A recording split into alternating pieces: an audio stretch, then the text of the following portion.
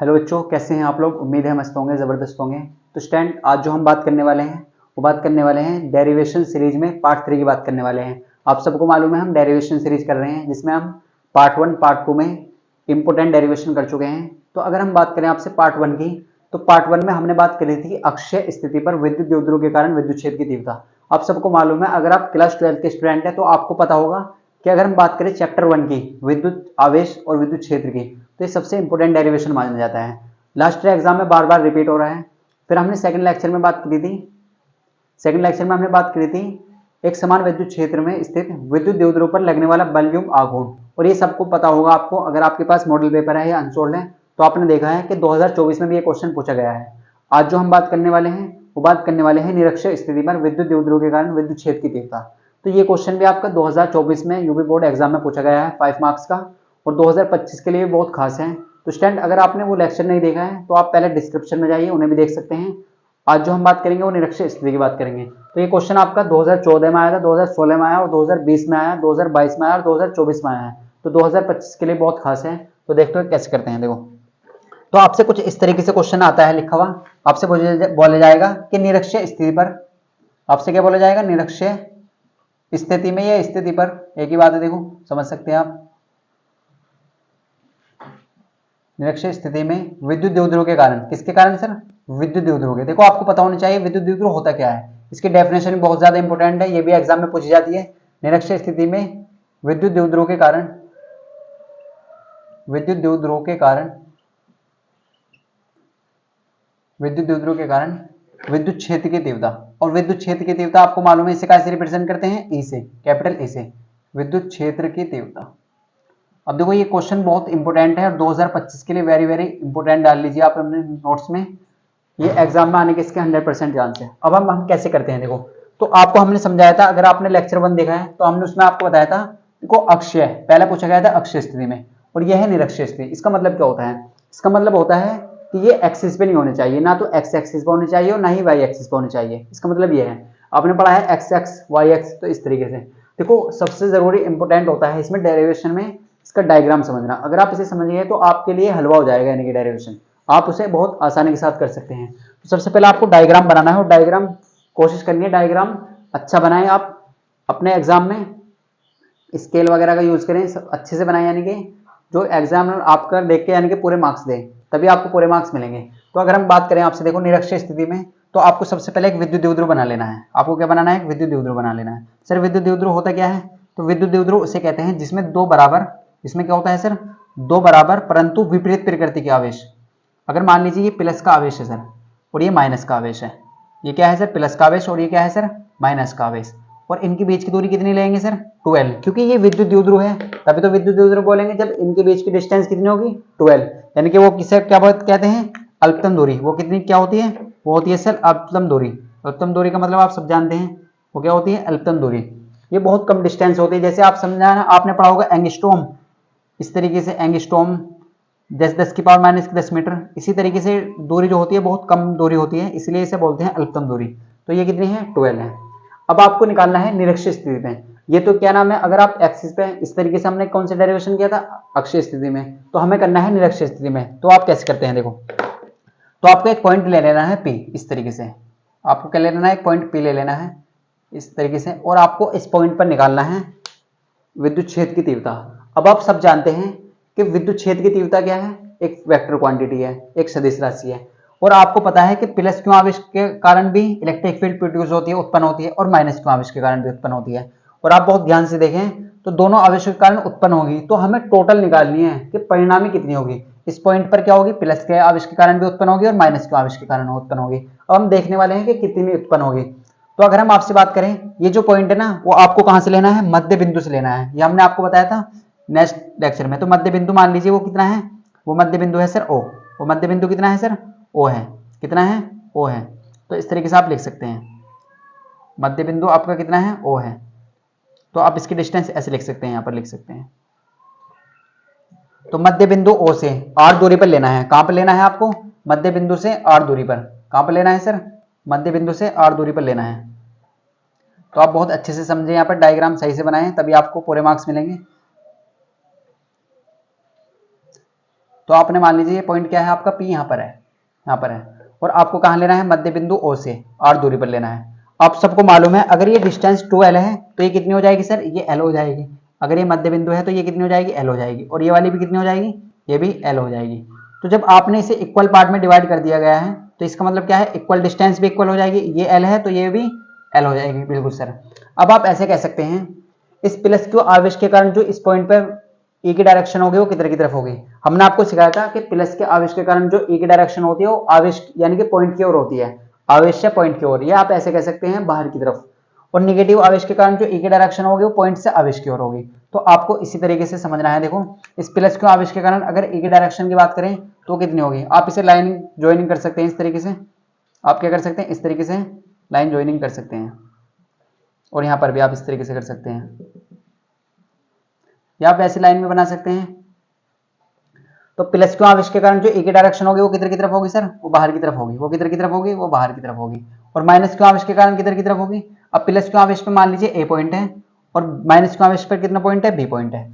तो plus Q आवेश के कारण बाहर की तरफ, तो आप इसे क्या लिखेंगे, EA। कैसे लिखेंगे, EA लिखेंगे। बिल्कुल सर, क्या लिखेंगे, EA। अब EA क्यों लिखा हमने, क्योंकि ये किसके कारण है, A के कारण। किसके कारण है, A के कारण। अब माइनस क्यू आवेश के कारण किधर की होगी, पॉइंट से आवेश की ओर, पॉइंट से आवेश की ओर। तो आप इसे ऐसे लिख सकते हैं, पॉइंट से आवेश की ओर। पॉइंट से क्या है सर, आवेश की ओर, AB। क्या लिख सकते हैं, AB। अब देखो E के ऊपर तो वेक्टर आप इधर की तरफ ही लगाएंगे क्योंकि ये काय को रिप्रेजेंट कर रहा है, वेक्टर को, वेक्टर क्वांटिटी को, और A की जो डायरेक्शन है वो इधर की तरफ है। इसका मतलब ये है। तो आपको क्लियर हो चुका है ये क्या है सर, EA, और ये क्या है, EB। अगर आप बहुत ध्यान से देखें तो यहाँ पर अगर आप एक परपेंडिकुलर डाल देते हैं, यानी कि यहाँ पर इस तरीके से एक लाइन देंगे, तो ये क्या है, किसी ना किसी एंगल पे है। अगर ये एंगल थीटा है तो यहाँ पे थीटा है।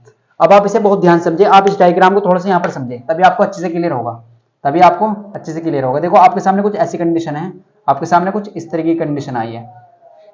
अब देखो आपके सामने ये क्या है, बिंदु P है। ये क्या है सर, बिंदु P, ये वाला। आप इसे नो समझे, जूम करके देख रहे हैं, ये क्या है, बिंदु P है। और ये किसकी डायरेक्शन है सर, ये AA की डायरेक्शन है। ये किसकी डायरेक्शन है, AA की डायरेक्शन। और ये किसकी डायरेक्शन है, AB की डायरेक्शन। बिल्कुल सर। देखो ये AA की डायरेक्शन है और ये AB की डायरेक्शन है, और यहाँ पर क्या है सर, यहाँ पर कुछ एंगल बनना है। यहाँ पर क्या बनना है, कुछ एंगल बनना है इस तरीके से। अगर मान लीजिए ये एंगल थीटा है तो ये भी थीटा होगा। आपने पढ़ा होगा मैथ में, जितना एंगल ये होगा इतना एंगल ये होगा, सेम एंगल है। ये कितना एंगल है सर, सेम एंगल है। और आपने क्लास 11 में पढ़ के आए हैं, आप वेक्टर वेक्टर पढ़ के आए हैं, तो आपको ये मालूम होना चाहिए कि जिधर की तरफ सर एंगल होता है ना, अगर मान लीजिए कोई इस तरीके से आपको चीजें मिलती हैं, मान लीजिए यहाँ पर F है और यहाँ पर थीटा है, तो इसके दो कंपोनेंट होते हैं, एक तो होता है F cos थीटा और एक होता है F sin थीटा। सर ये कैसे लिख दिया आपने, क्योंकि हम सब जानते हैं कि जिधर की तरफ कोस, जिधर की तरफ थीटा होता है ना, जिधर की तरफ एंगल होता है उधर की तरफ आता है कोस, और जिधर की तरफ एंगल नहीं होता उधर की तरफ आता है साइन थीटा। तो आप इसी तरीके से यहाँ पर रोल लगाएंगे। देखो इसके दो कंपोनेंट होंगे EA के कितने कंपोनेंट होंगे सर, दो कंपोनेंट होंगे। अब ये कैसे करेंगे, जिधर की तरफ थीटा है उधर की तरफ तो आएगा कोस थीटा, तो EA का एक कंपोनेंट तो हो जाएगा EA cos theta, EA cos theta. बिल्कुल सर, क्या आ जाएगा, EA cos थीटा, और एक कंपोनेंट क्या हो जाएगा, EA sin theta, EA sin theta. बिल्कुल सर। अगर आप इसकी बात करते हैं EB की, तो इसके भी दो कंपोनेंट होंगे, जिधर की तरफ एंगल है उधर की तरफ क्या आएगा, cos थीटा। तो इसका मतलब इसका जो दूसरा कंपोनेंट है वो क्या है, EB cos थीटा। क्या आ जाएगा यहाँ पर, EB cos थीटा। और यहाँ पर आप अगर ध्यान से देखते हैं तो इसका दूसरा कंपोनेंट क्या आएगा, AB sin थीटा। यानी कि आप ऐसे समझ लीजिए डायरेक्ट, जिधर की तरफ एंगल उधर की तरफ कोस, जिधर की तरफ एंगल नहीं है उधर की तरफ साइन। देखो यहाँ पर एंगल नहीं था तो यहाँ पर साइन आया, इधर की तरफ भी एंगल नहीं था तो यहाँ पर भी साइन आया। अब देखो यहाँ पर एंगल है तो EA cos थीटा और AB cos थीटा। तो आप बहुत ध्यान से देखें, आप EA और EB की डायरेक्शन क्या है सर, सेम है। EA की डायरेक्शन, EA cos थीटा की डायरेक्शन भी इधर की तरफ है और EB cos थीटा की डायरेक्शन भी सेम है। तो इसका मतलब दोनों की डायरेक्शन सेम है। और आप इससे देखिए यहाँ पर ये sin थीटा की डायरेक्शन क्या है, अपवर्ड, और इसकी डायरेक्शन क्या है, डाउनवर्ड। अब आप ये ध्यान से देखें कि A sin थीटा और AB sin थीटा इक्वल है। अब ये कैसे इक्वल है, हम आपको प्रूफ करके दिखाएंगे कैसे इक्वल है। तो सबसे पहले आप क्या करेंगे, सबसे पहले आप ये देखेंगे कि प्लस क्यू आवेश के कारण इस बिंदु पर विद्युत क्षेत्र की तीव्रता कितनी है। प्लस क्यू आवेश के कारण विद्युत क्षेत्र की तीव्रता कितनी है, तो हमने पढ़ा है बिंदु आवेश के कारण विद्युत क्षेत्र की तीव्रता कितनी होती है। तो यहाँ से लेके यहाँ तक की भी कुछ ना कुछ डिस्टेंस होगी, तो हमने मान लीजिए वो R है। कितनी है, R। तो आप सबसे पहले ये बताइए बिंदु आवेश के कारण विद्युत क्षेत्र की तीव्रता होती कितनी है। तो सर हमने पढ़ा है A बराबर होता है 1/4 एप्सिलॉन नॉट Q/r²। से क्या होता है, Q/r²। और ये आपको बहुत जरूरी है समझना कि ये R क्या है। ये r है डिस्टेंस। कौन सी डिस्टेंस? ये है आवेश और बिंदु के बीच की दूरी। कौन सी दूरी? r क्या है? आवेश और बिंदु के बीच की दूरी। तो हम सबसे पहले इस प्लस के आवेश के कारण चेक करते हैं सर कितनी है। तो आप क्या लिखेंगे? प्लस क्यों आवेश के कारण, प्लस क्यों आवेश के कारण विद्युत क्षेत्र की तीव्रता, बिंदु P पर विद्युत क्षेत्र की तीव्रता, प्लस क्यों आवेश के कारण विद्युत क्षेत्र की तीव्रता, आप ऐसे लिख देंगे। तो प्लस क्यों आवेश कौन सी पॉइंट है सर? ए पॉइंट पर। तो आप क्या लिख देंगे? ई ए इक्वल टू 1/4πε0। अब देखो आवेश क्या है? क्यों। आवेश प्लस का हो या माइनस का, आपको प्लस का लेना है, लेकिन आर क्या है? आर है डिस्टेंस। और ये डिस्टेंस कौन सी लेंगे? देखो आप ध्यान से देखें डिस्टेंस कौन सी है। तो डिस्टेंस लेनी है आपको आवेश और बिंदु के बीच की दूरी। तो आवेश कहाँ है सर? ये है। आवेश कहाँ है? ए पॉइंट पर। बिंदु कहाँ है? ये रहा। तो हमें कौन सी डिस्टेंस चाहिए? ये वाली डिस्टेंस चाहिए। तो ये डिस्टेंस कैसे लाएंगे? देखो डिस्टेंस ये यहाँ पर आर भी है, डिस्टेंस यहाँ पर एल भी है और 12 भी है, लेकिन आपको कौन सी डिस्टेंस लेनी है? आपको केवल मकसद है इससे, एपी से। आपको ये एपी चाहिए, क्योंकि आपसे बोला गया है फॉर्मूले में कि आप जो आर लेंगे ना, आप जो आर लेंगे वो लेंगे आवेश और बिंदु के बीच की दूरी लेंगे।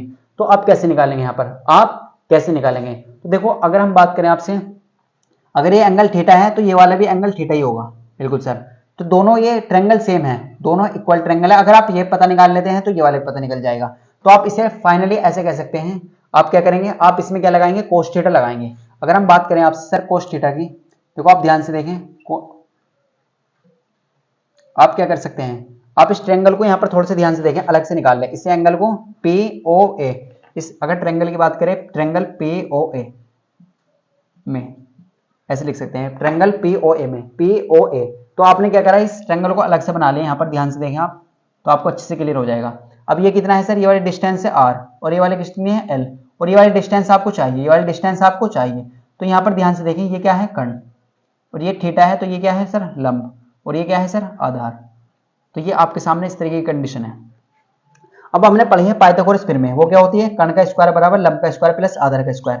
क्योंकि ये क्या है कि रिलेशन है किस किस के बीच का। अगर आपको दो साइड पता हो और तीसरी साइड आपको निकालनी हो तो आप क्या लगाएंगे? पाइथागोरस प्रमेय का यूज करेंगे। तो कर्ण तो आपको निकालना है, तो इससे तो आप ऐसे रहने दीजिए, कर्ण का स्क्वायर बराबर लंब का स्क्वायर, यानी कि लंब कितना है? r, तो r का स्क्वायर प्लस l, a क्या है? आधार, आधार क्या है? l का स्क्वायर। बिल्कुल सर। आपको वैल्यू किसकी चाहिए? k की, ना कि k स्क्वायर की। तो स्क्वायर आप दूसरी साइड ले जाइए तो काय में चेंज हो जाएगा?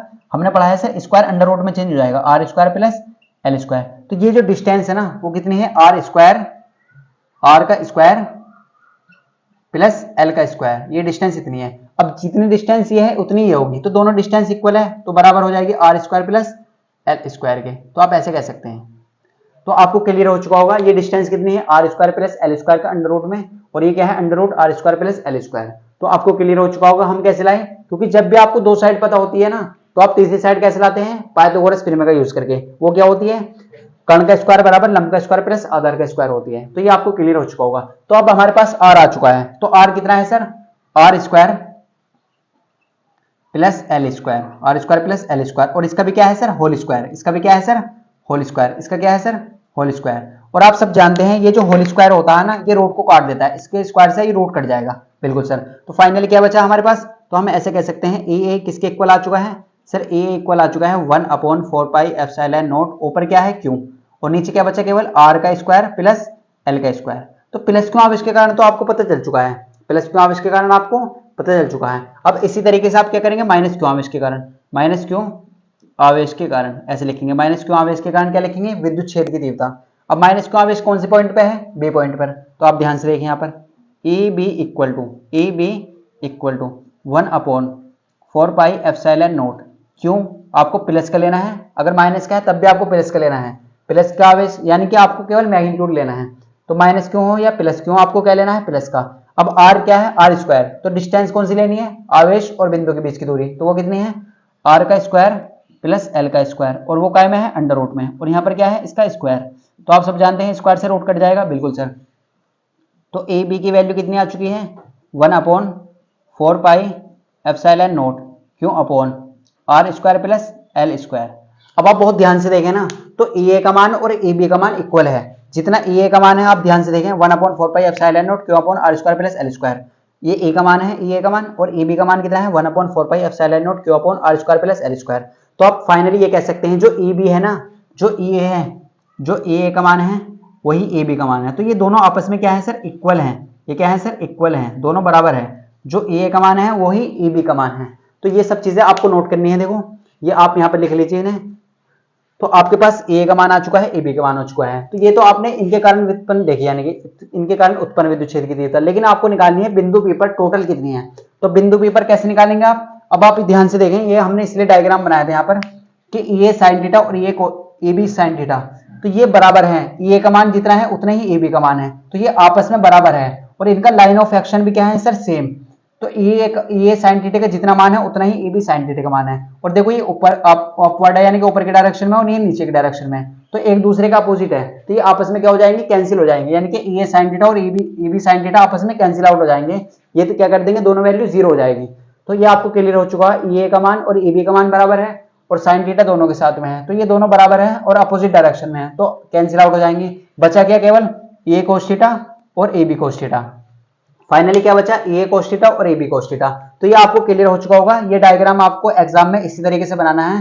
तो हम देखो जगह की यहाँ पर कमी है, तो हम यहाँ पर रफ कर देते हैं। आपको इसी तरीके से डायग्राम बनाना है एग्जाम में, और ये सब चीजें लिखनी है, तभी आपको पूरे मार्क्स मिलेंगे। तो वीडियो को पॉज करके पहले आप इसे नोट करें, फिर बात करते हैं आगे की।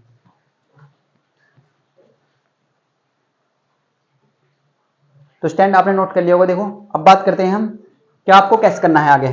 तो ये आपने सब चीजें नोट कर ली होंगी यहाँ पर।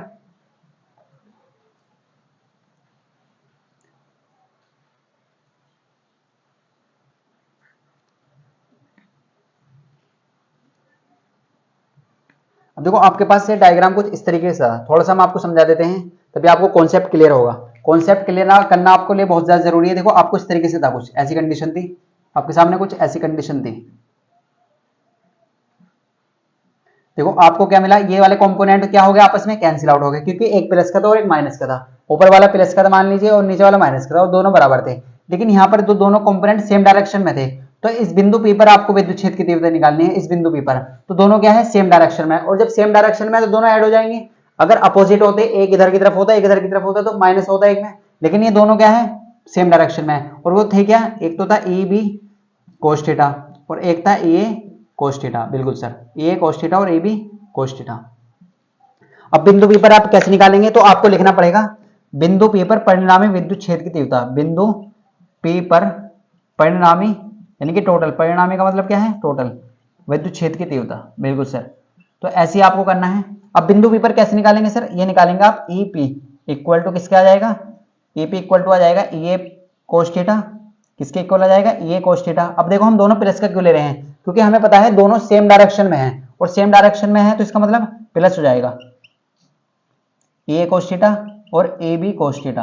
तो इस तरीके से आपको कर लेना है। अब आप इसमें ये बताइए, इसमें कॉमन क्या है, कॉमन क्या है, क्या आप इसे ऐसे लिख सकते हैं, ये जो कोस थीटा है इसमें दोनों में कॉमन है, क्या है, दोनों में कॉमन। तो आप इस तरीके से लिख सकते हैं ए प्लस ए बी, और जो कोस थीटा है ना वो बाहर ले लेंगे, वो क्या ले लेंगे, कॉमन ले लेंगे। देखो कोस थीटा इसमें भी है और कोस थीटा इसमें भी है, तो ये किसके बराबर हो चुका है, ए पी के बराबर। किसके बराबर हो चुका है, ए पी के बराबर, A plus A B cos theta. अब हमने सर एक चीज और देखी है, यहाँ पर हमने देखा कि जो ए है ना वो ए बी के बराबर है। अगर मान लो ए की वैल्यू 10 है ना, तो ए बी की वैल्यू भी 10 है, तो ये दोनों क्या है, बराबर है, इसकी वैल्यू क्या है, दोनों की सेम। तो हम ऐसे कर सकते हैं, ए को और ए बी को आपस में क्या कर सकते हैं, रिप्लेस कर सकते हैं। तो आप फाइनली कैसे लिखेंगे, देखो आपको ये ऐसे लिखना पड़ेगा यहाँ पर, क्योंकि हम जानते हैं, देखो ऐसे इस तरीके से लिख दीजिए, ए बी ए बराबर है किसके, ए बी के। किसके बराबर है, ए बराबर है ए बी के। इस तरीके से आप लिख सकते हैं। तो हम क्या लिख देंगे फाइनली, ए पी बराबर ए प्लस ए बी। इस तरीके से आपको लिखा मिला है, देखो। और यहाँ पर क्या है, कोस थीटा है, यहाँ पर क्या है सर, कोस थीटा। अब ए किसके बराबर है, ए बी के। तो आप या तो ए लिख दीजिए या ए बी लिख दीजिए, दोनों सेम है तो बराबर लिख सकते हैं। ए पी बराबर, इसे भी आप ए को तो ए रहने दीजिए, और ए बी की जगह लिख सकते हैं, ए लिख सकते हैं, बिल्कुल लिख सकते हैं सर, क्योंकि जब बराबर है तो लिख सकते हैं सेम। क्या लिख सकते हैं, सेम लिख सकते हैं जब बराबर है। तो और यहाँ पर क्या है, कोस थीटा, यहाँ पर क्या है सर, कोस थीटा। अब देखो ए और ए क्या हो जाएंगे, 2a, क्या हो जाएंगे, 2a। तो इससे आपका जो डेरिवेशन है ना बहुत सिंपल हो जाएगा, क्या हो जाएगा, बहुत सिंपल हो जाएगा। अब आप क्या रख सकते हैं, फाइनली यहाँ पर इसका मान रख सकते हैं। अब आपको कुछ नहीं करना, केवल मान रख देना है। तो आपको क्या करना है, 2 तो ऐसे रहेगा सर, ये इस ए का मान कितना है, ए का मान है कितना, तो ए का मान है 1/4 पाई एप्सिलॉन नॉट q/r² + l²। कितना है sir, 1/4 4 pi epsilon naught Q upon R square plus L square. ये तो आपने निकाल लिया सर, लेकिन हमें किसकी वैल्यू चाहिए सर? कोस थीटा की वैल्यू चाहिए। अब ये कोस थीटा कैसे लाएं? देखो, तो कोस थीटा हमने पढ़ा है, कोस थीटा क्या होता है इसे आप यहाँ पे समझ लीजिए। देखो तो कोस थीटा क्या होता है, कोस थीटा को आप यहाँ पे समझिए सर। कोस थीटा होता है आधार और कण का रेशियो, आधार बटे कण। कोस थीटा क्या होता है? आधार बटे कण। अब आप फिर ट्रायंगल में जाइए, तो ट्रायंगल के सामने वाले यानी कि थीटा के सामने वाली साइड क्या है? लंब, और 90 के सामने वाली साइड क्या है? कण, और बची हुई साइड क्या है? आधार। तो देखो ये क्या होता है? आधार बटे कण। तो आधार कितना है इस ट्रायंगल में? एल। आधार कितना है सर इसमें? एल। और कण कितना है? कण ये है R square plus L square. कितना है? R square plus L square. देखो यहाँ पर आपको विजिबल थोड़ी सी इधर की तरफ लिख लेते हैं। तो कोस थीटा क्या है? कोस थीटा है सर आधार बटे कण, और आधार और कण का रेशियो क्या है? देखो आधार कितना है इस ट्रायंगल में? एल, और कण कितना है? कण देखो आप R square plus L square, R square plus L square. बिल्कुल सर। अब आप इसकी जगह रख सकते हैं L upon R square plus L square. क्या लिख सकते हैं? R square plus L square. काय में? अंडर रूट में। ये किसकी वैल्यू आई है? कोस थीटा की। अब आप आसानी के साथ सोल्व कर सकते हैं। इस टू को आप क्या ले जाइए? आगे ले जाइए। इस टू को कहां ले जाइए आप? आगे ले जाइए। 1/4 पाई एप्सिलॉन नॉट, टू ऊपर चला गया तो मल्टीप्लाई में आ जाएगा, तो ये ऐसा हो जाएगा 2 इंटू एल। देखो इसकी मल्टीप्लाई होगी टू की भी, क्योंकि और एल की भी आपस में। और नीचे क्या है? R square plus L square, R square plus L square. और यहाँ पर क्या है सर? अंडर रूट में R square plus L square. अब अगर आप बहुत ध्यान से देखें इस रूट का मतलब क्या होता है, इसका मीनिंग क्या होता है, तो इसके अगर हम इसे ऐसे लिख लें कि किसी बच्चे को कोई प्रॉब्लम है, R square plus L square की पावर 1/2। मैंने इसे रूट को क्या लिखा? इस तरीके से लिख लिया। क्या किसी बच्चे को कोई प्रॉब्लम है? तो आप कहेंगे सर बिल्कुल नहीं है, क्योंकि रूट का मतलब ये होता है 1/2। क्या होता है रूट का मतलब? 1/2। अगर आप ध्यान से देखें तो यहाँ पर कितनी है? पावर 1, और यहाँ पर कितनी है? पावर 1/2। 1/2 का मतलब होता क्या है? आधा, यानी कि कितना होता है? आधा। तो 1/2। अब आपने एक रूल पढ़ा था सर, हमने बचपन में एक रूल पढ़ा था कि अगर आधार सेम होते हैं और पावर अलग अलग होती है तो मल्टीप्लाई में पावर ऐड कर देते हैं। पावर क्या होती है मल्टीप्लाई में सर? ऐड कर देते हैं, यानी जोड़ देते हैं। तो देखो यहाँ पर क्या है? आधार दोनों के सेम है, R square plus L square, R square plus L square. तो पावर क्या हो जाएगी सर? मल्टीप्लाई में सर पावर जुड़ जाती है। जैसे यही तो आपने बचपन में पढ़ा कि जब आधार सेम होते हैं तो मल्टीप्लाई में पावर क्या हो जाती है? जुड़ जाती है। तो हम इसे क्या लिख सकते हैं? देखो यहाँ पर क्या है? 1, और यहाँ पर क्या है? 1/2। इसका मतलब क्या है? इसका मतलब है 1, और इसका मतलब आधा। तो 1 में आधा जोड़ेंगे तो कितना हो जाएगा? 1.5 हो जाएगा। और 1.5 को कैसे लिखते हैं? 3/2। यहाँ पे ऐसे समझ सकते हैं। देखो अगर आप 1 में 1/2 जोड़ते हैं तो नीचे 1 मानेंगे, नीचे ऐसे मिलेंगे 2 की इधर मल्टीप्लाई करेंगे, यहाँ पर आ जाएगा 1, तो कितना हो जाएगा? 3/2। आप ऐसे भी समझ सकते हैं। अब आप इसे सोल्व करके कैसे लिखेंगे? देखो तो हम फाइनली लिख सकते हैं 1/4 पाई एप्सिलॉन नॉट। अब आपने एक फॉर्मूला पढ़ा था सर, क्यू इंटू 12। क्या इसे आप ऐसे लिख सकते हैं? क्या आप इसे ऐसे लिख सकते हैं? Q into 12। देखो क्यू को आपने ऐसे रहने दिया और 12 की मल्टीप्लाई आपस में कर दी। और ये होता किसके बराबर है? ये किसके बराबर होता है सर? ये होता है पी के बराबर। ये किसके बराबर होता है? पी के बराबर। किसके बराबर होता है? पी के बराबर। किसके बराबर होता है? पी के बराबर। और यहाँ पर क्या है सर? आर का स्क्वायर प्लस एल स्क्वायर। आधार सेम है तो मल्टीप्लाई में पावर क्या होगी? जुड़ गई। और पावर हो चुकी कितनी है? R square plus L square की पावर 3/2। कितने लिखेंगे आप? 3/2। अभी आपने कैसे लिखी? देखो जब आप 1 में 1/2 जो पावर जोड़ेंगे ना 3/2 हो जाएंगी। बिल्कुल सर। अब आप क्या करना पड़ेगा आपको? फिर आपको इसी तरीके से लिखना पड़ेगा जैसे आपने पहले किया था, जैसे आपने पिछले डेरिवेशन में किया था। तो आप क्या लिखेंगे? आप यहाँ पर देखें, यहाँ पर तो आप ऐसे कहेंगे जो आर स्क्वायर है ना वो बहुत ज्यादा है किसके कंपेयर में? एल स्क्वायर के। तो आप ऐसे लिखेंगे आर स्क्वायर की जो वैल्यू है ना वो बहुत ज्यादा है किससे? एल स्क्वायर से। किससे? एल स्क्वायर से। क्या आपको यहाँ पर देखो विजिबल है? एक बार चेक कर लेते हैं। तो आप ध्यान से देखें आर स्क्वायर जो है ना वो बहुत ज्यादा है एल स्क्वायर से। तो एल स्क्वायर की वैल्यू आप छोड़ देंगे, एल स्क्वायर को क्या कर देंगे? छोड़ देंगे, बचेगा केवल आर स्क्वायर। तो आपके पास जो फाइनली रह चुका है वो कितना रह चुका है? वो रह चुका है ए बराबर 1/4 पाई एप्सिलॉन नॉट। ऊपर क्या है? केवल पी। ऊपर क्या है? केवल पी। और नीचे से एल स्क्वायर खत्म हो चुका है, यानी कि एल स्क्वायर की वैल्यू 0 है समझ लीजिए। तो आर स्क्वायर में 0 जोड़ लेंगे तो आर स्क्वायर, तो बचेगा केवल आर स्क्वायर। और यहाँ पर क्या है? पावर 3/2। तो आप ध्यान से देखें आर स्क्वायर की जो पावर है वो कितनी है? 3/2। अब ध्यान से देखें इस 2 पावर से ही 2 कट चुका है, इस 2 पावर से क्या कट चुका है? 2 कट चुका है। तो बचा क्या केवल फाइनली? ए बराबर 1/4 पाई एप्सिलॉन नॉट। ऊपर रहेगा पी और नीचे रहेगा केवल आर की पावर 3। नीचे क्या रह चुका है? आर की पावर 3। तो ये है हमारा फाइनल डेरिवेशन। ये क्या है? हमारा फाइनल डेरिवेशन। इस तरीके से देखो आपको ध्यान होगा जब हमने अक्षय स्थिति में विद्युत क्षेत्र की तीव्रता निकाल ली थी ना, तो वहां पर आया था 2p/r³। 2p वहां पर आया था 2p, और यहाँ पर केवल क्या है? p। तो एक नंबर में डायरेक्ट भी पूछा जा सकता है कि निरक्षीय स्थिति में विद्युत क्षेत्र की तीव्रता का फॉर्मूला क्या होता है, सूत्र क्या होता है। तो याद रखना है अक्षय स्थिति में क्या होता है 2p/r³ और निरक्षय स्थिति में क्या होता है p/r³। वो ये सेम है सब चीज, बस ये याद रखना है। तो स्टूडेंट आई होप आपको ये डेरिवेशन क्लियर हो चुका होगा। तो नेक्स्ट क्लास में हम बात करेंगे इस चैप्टर के से रिलेटेड जो भी न्यूमेरिकल एग्जाम में पूछे गए हैं उनके बारे में बात करेंगे। तो फिर हम बात करेंगे गॉस की पिरामिड के ऊपर। तो स्टूडेंट अगर आपको कोई भी डाउट है, किसी भी टाइप का कोई भी प्रॉब्लम है, तो आप हमसे कमेंट में पूछ सकते हैं। तो स्टूडेंट मिलते हैं आपको नेक्स्ट पार्ट में। अगर आपको क्लास अच्छी लगी है तो लाइक कर लें, और चैनल पर न्यू है, चैनल को सब्सक्राइब नहीं करा है तो कर लें। मिलते हैं आपको नेक्स्ट क्लास में।